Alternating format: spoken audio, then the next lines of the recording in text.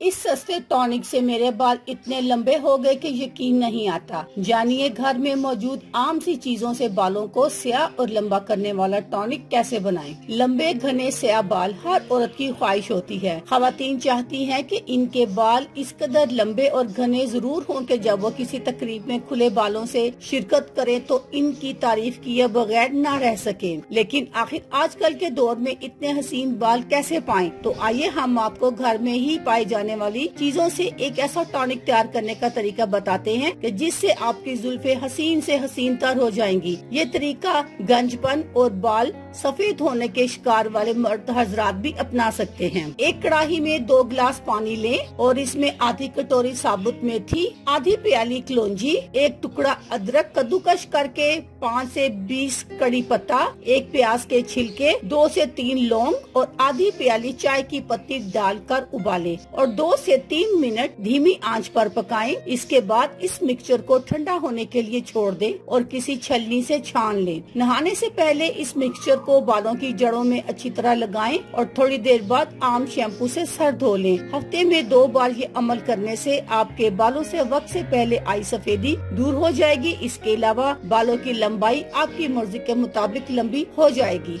अल्लाह हाफिज।